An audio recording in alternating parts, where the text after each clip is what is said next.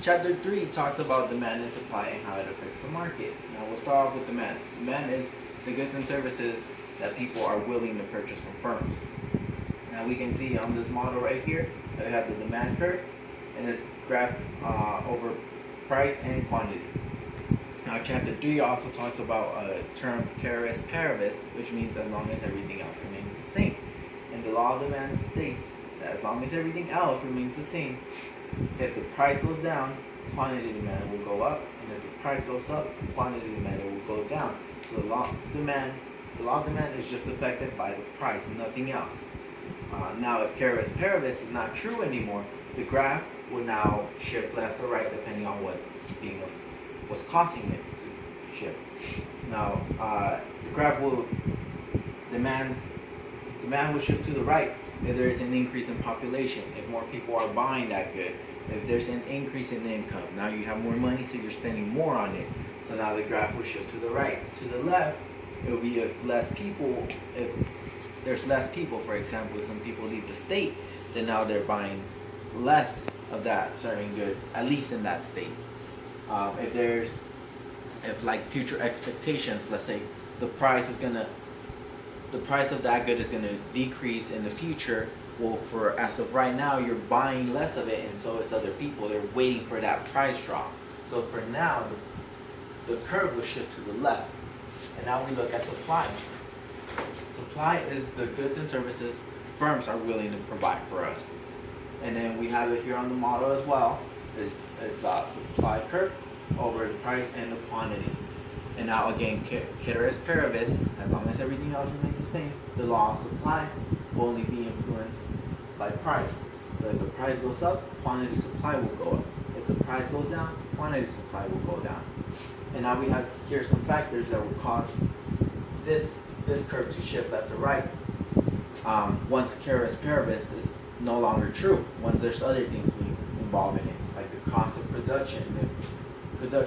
Cost of production decreases when now firms are taking advantage of it and they're producing more. So it's shifting over to the right because it's costing them less.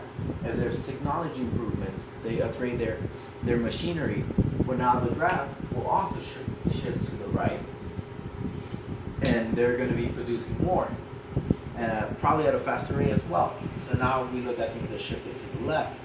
Now there's new taxing on the firm, and so now they have to pay every time they produce a certain object.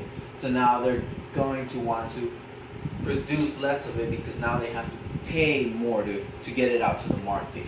So now it's going to shift to the left because now they have to pay more, so they're not going to want to provide people with the same amount of stuff. And then we look at both of them, the supply and the demand together.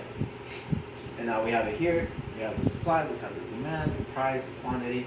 And now here we have a point, which is the equilibrium point, which is when quantity supplied equals the same as the quantity being demanded.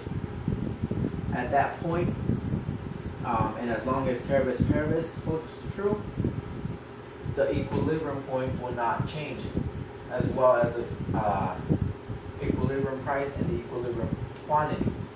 So everything will remain the same as long as ceteris paribus is true. If other things are happening, then we have to look at a new model with the new equilibrium, and that's what chapter 3 also talks about, 4 steps to identifying the equilibrium change. Now the first one is pretty simple, just draw a model before the change. Step 2 is determine what's being affected, whether it's the demand, whether it's the supply.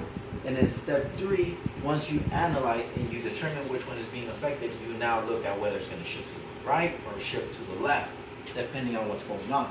Step 4 will be drawing the new model and drawing up the new equilibrium and everything that has changed.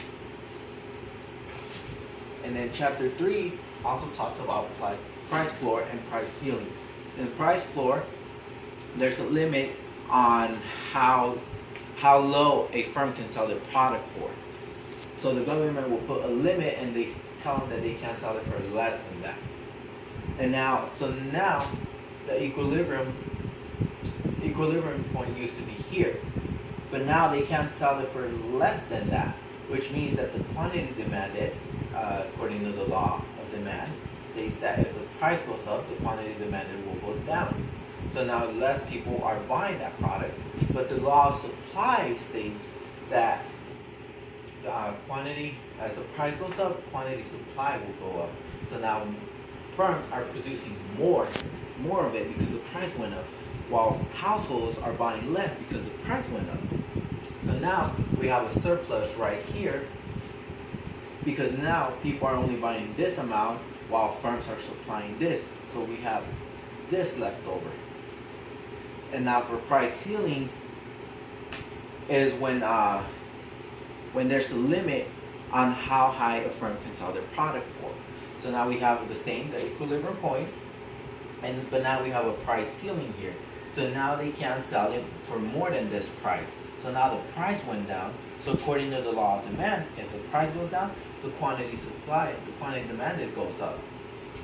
And for the law of supply, if the price goes down, the quantity supply goes down. So now we have the price here and we have quantity supply being here because firms don't want to make a lot because they won't be able to sell their product for that much money. They'll have to sell it for less than what it was before. So now they're making less of it. While the quantity demanded will go up because now the price is cheaper. So they're going to want to buy more. The thing is, now there's a shortage because now firms are not providing as much. So people are going to have to struggle to find a product. If they do find it, they'll be able to get a good price on it. But like I said, there will be a shortage, which means it'll be harder to obtain. And that's pretty much what chapter 3 covers.